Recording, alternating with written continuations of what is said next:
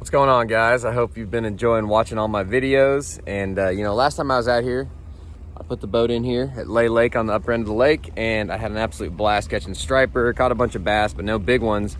And I wanted to come out here again and try some different techniques and see if I could catch some toads. So I had an idea last night. I know I can catch them on an A-rig and that kind of stuff, but one thing I wanted to try is a little swim bait like that one right there. That's a Z-Man Minnow swim bait with just a 1/10 ounce Ned Locks jig head. And what I got rigged up here, don't laugh, yep, it's a cork. So I'm gonna try a little floating swim bait technique up in there in the current. I'm gonna fire that baby out there and let it float down, and I'm just wanted to see if there was any other way I could catch these fish, and hooking a big striper on a spinning rod could be an absolute blast. So let's see what happens.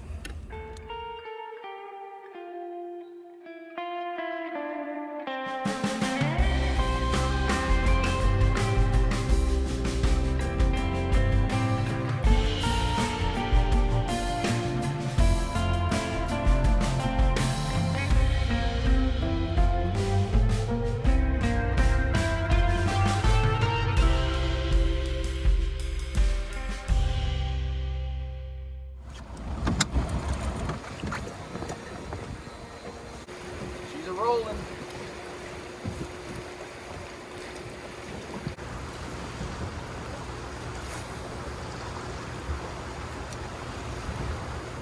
I'm trying it out right up here by the face of the dam a little bit. I'm gonna start floating down now.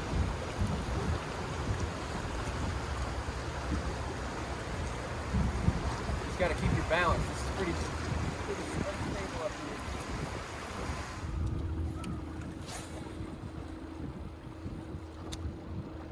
What I'm going to try to do is locate them with the A-rig, then I'm going to try to catch a bunch of them on a float and fly technique. Well, it's a cork with a swim bait under it, but we'll see. Might not catch a thing up here today. No bites yet. I haven't even seen one blow up yet. The other day they were blowing up all over. Might just take them a little while to get kind of positioned out here and feeding. 2 turbines has only been on for about 20 minutes, so we shall see.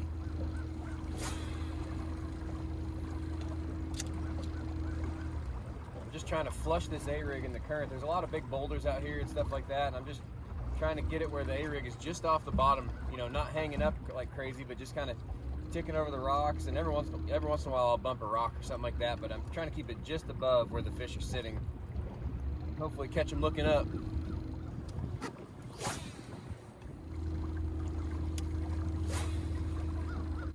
I don't know if they're going to turn on or if it's just going to be dead. I have no idea. It is not happening right now, that's for sure.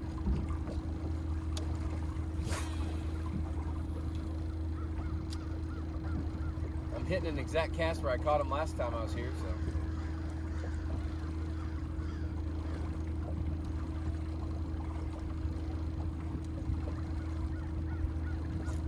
There we go. There we go, finally. Okay, at least one was positioned properly. He is not big at all. Look at that little dude. All right, I'm about to throw a floating fly out there. Floating swim bait. The old floating swim bait, it's a classic. Not really. I got 10-pound test, vicious, no fade braid, which is great braid, but this is pretty abusive with striper. All right, I'm in. I'm gonna flush the cork. Just watching the bobber. Oh, I'm gonna freak out if that bobber goes under. I am gonna freak out if that bobber goes under. Hopefully I don't get hung.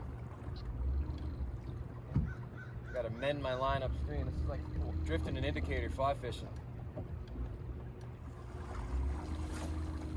A little awkward to cast, but it flings. I got a 1/10 ounce Ned Locks on there. First experiment, failure so far. Not so good.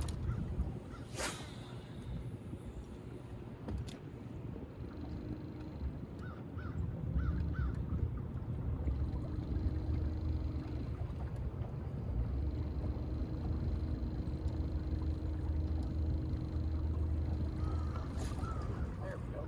Oh, that one feels a little better. turned his head and went upstream. That's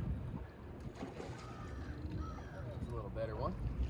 Oh, it's a nice bass. Beautiful. Beautiful spotted dog. Oh, gee, she's bigger than I thought. Look at that old tanker. Look at that tank, spotted dog. Uh-oh. Uh-oh. Uh-oh. Whew. I'll put that one in the live well. Maybe get a picture with a few of them later. That's a good one.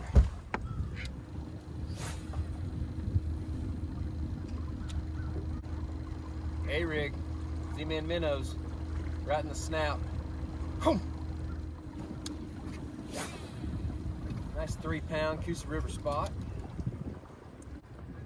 It is weird though. The other day, I mean, they were literally blowing up all around the boat. Just striper coming flying out of the water. I wanted to try this new weedless one that I've rigged up. I've got some chin locks, Z-Man chin locks jig heads on there.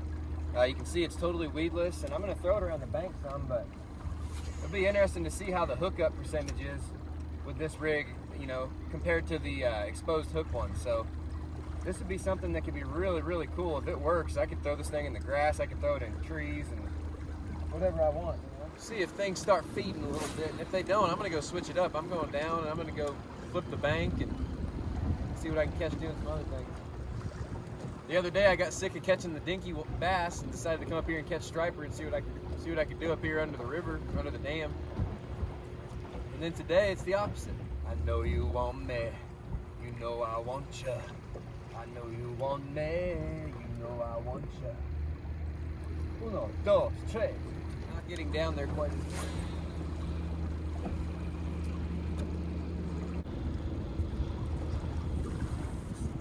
There we go.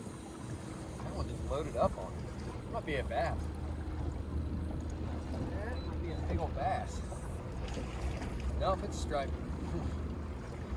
On the weedless. Oh, come here, hybrid. Nice. Or big white bass, whatever the heck that is. Something like that. They're kind of yellow looking, so they look like bass. Nice. On the weedless A-rig with the chin locks. Look at that. That is something I'm going to play around with a lot here in the future. See if I can catch them on that baby. That's fun. Different A-rig up, but I don't want to lose my location completely.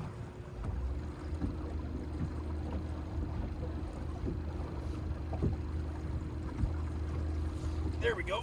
Got another one. Heck yeah. All right. Ooh, that feels like a good one too. Uh-oh, this might be a nice one. Yeah. Beautiful striper on the A-rig. All right. Got me downstream. Once they get downstream of you, then you're in their turf. I go behind the motor.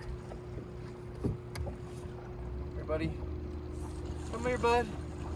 Yeah, that is awesome. I'm like almost letting that bait go completely weightless, and I'm just flushing it down, just letting it just kind of coast with the current and just barely keeping tightness on my line, and all of a sudden it is stopping. This is a really nice true striper. That's encouraging to catch a nice big, bigger salty on this spot. That means I might be able to catch some big ones here. Hopefully I found a lineup that's got about 100 of them laying down there. Never stop fighting. Yeah. Chin locks, diesel minnows, and a umbrella rig. Catching the heck out of them. That is so much fun. That's 2 casts in a row now. I was about to leave, and now they are chomping. That's a pretty one right there. I'm at the waypoint. Better hold on to the rod tight and this kind of stuff. Big old fish biting. I had a buddy of mine, who I will not name because he's still kind of embarrassed about it, striper fishing with me like this with A-rigs, and a big one hit it, probably a 15 to 20 pounder, and it took the rod out of his hand. It was really cold that day, and it ripped that rod out of his hands and sent it into the river, and we never saw it again. So always want to make sure you got a good grip and you're ready for one to hit it at any moment, because if they hit it going the wrong direction and you're not ready, they will pull it right out. Uh-oh, that one just ate it right there. Oh no, that's a biggin. That is a, oh, he came off. No. Oh no, that one kicked my absolute butt. Oh, stinks. I hate losing them like that. No, there's a Gigantor striper out here somewhere. My name on it. Here's one right there. Not very big though. Come on, that is not cool. Hit it right at the boat.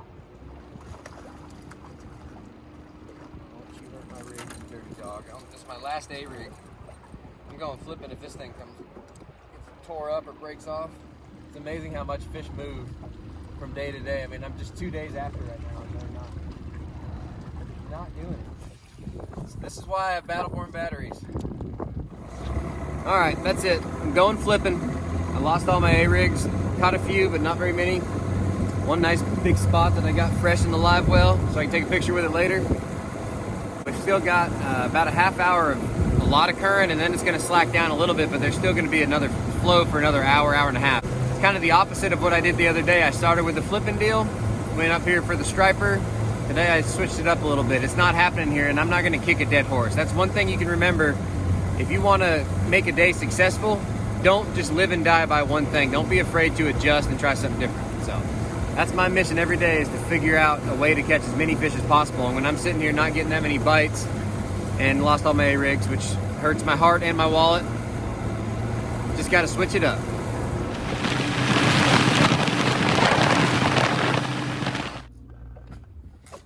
Oh, had one right there.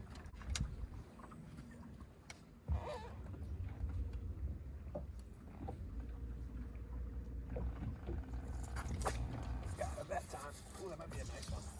Come here, buddy. What is that? It's a drum. No. Drum. These dudes right here know how to pull. Gosh, dang it. Thought that was going to be a big spot. Oh, well. Oh, well. I guess that's what jarred me on the cast before, probably, is that guy. Whew, that drum pounded. Just boom.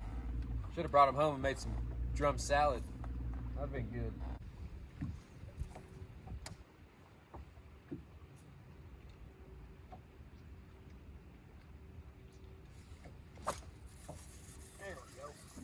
That's not a drum. Spotted dog. Yes. Oh, finally. Man, it's been a while. Right there. Cross-size power finesse jig. My first jig fish of the day. Man, that was tough. Tough to get a bite. Maybe the next hour or so will be good.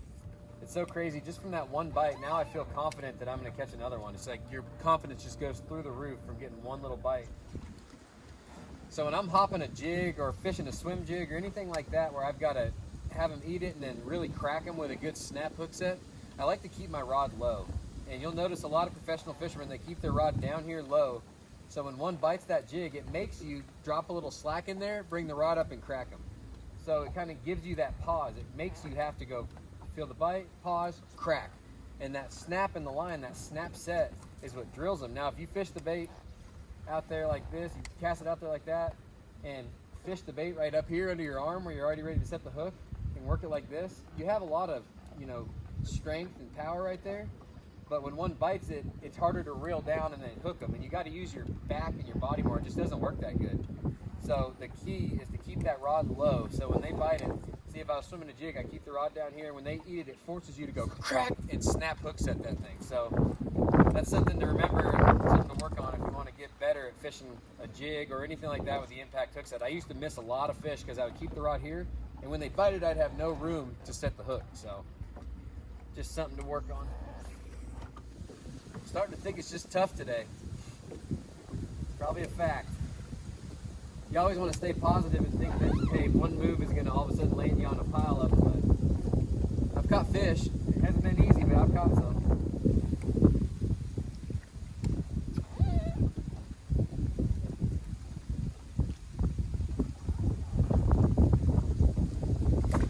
There we go. That's a big one. Yeah. Golly, that's bad. When you call that one big because you've been catching so many dinks all day. I just called 1 3/4 to 2 pound spotted bass big. Hey, it was fun and she was mean.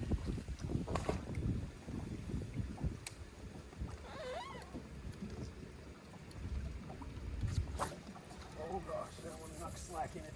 Oh, little turd. Not a tiny one, he's a keeper.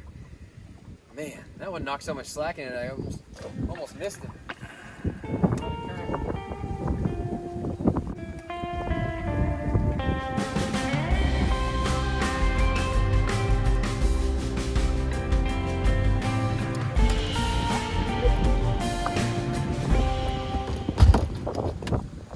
Check 2 more places. Now it's actually looking kind of pretty.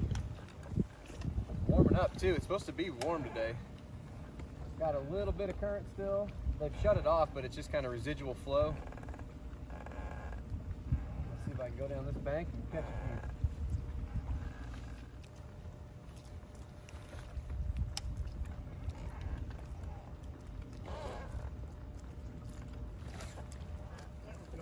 Uh-oh, that might be a good one. Be a good one. God, that's a nice one right there. Oh yeah. I said, please be a good one. It's a good one. Yes. That is so cool. That is a little bit of perseverance right there. It has not been an easy day, but that's a beautiful, healthy spot. Look at how that jig got that one. Heck yeah, what a fun bite. And that fish was not going anywhere.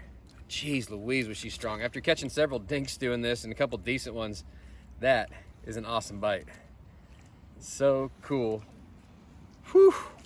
Right there, TFO Tactical Elite Bass, wind grip, 7.3, heavy, and just pounded that one with some 20-pound Vicious Pro Elite fluorocarbon.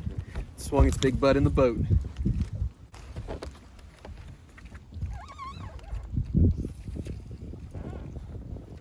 That fish was right on the edge of that seawall. See if I can catch another one like that.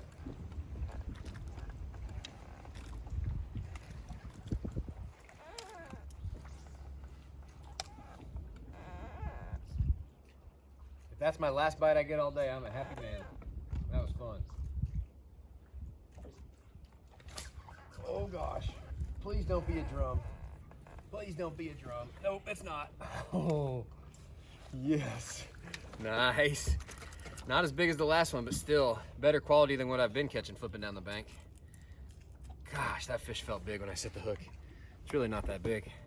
Seawalls are always good places to catch fish, whether you're down on the main lake, in a creek or whatever, or up in a river like this. Seawalls, those hard man-made walls like that, always seem to hold fish. It's just a nice hard edge and a place where the current can hit right up against, and there's always bait fish around a wall like this. Especially these wooden ones. These things are awesome. The concrete seawalls too, they're just great bass holding structures. So I'm using an 8-3-1 Bass Pro Shops Johnny Morris Platinum Signature Series reel. And I really like that high-speed reel when I'm flipping and fishing techniques like this, so I can make a lot of casts and be really precise with it. So these quick pitches, I'm out of the water real quick and I'm right back in the water. And then I'm out of the water and then I'm right back in the water. So I can cover water and make those accurate casts and catch more fish. So that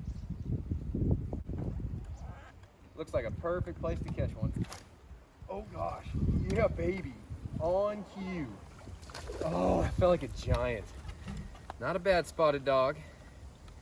Look at that, catching some bigger ones now. There's no doubt about it, I didn't kill them out here today, but I had a blast. And the most rewarding thing about today is how I figured them out. I had a plan in mind, obviously, which you always do when you go fishing.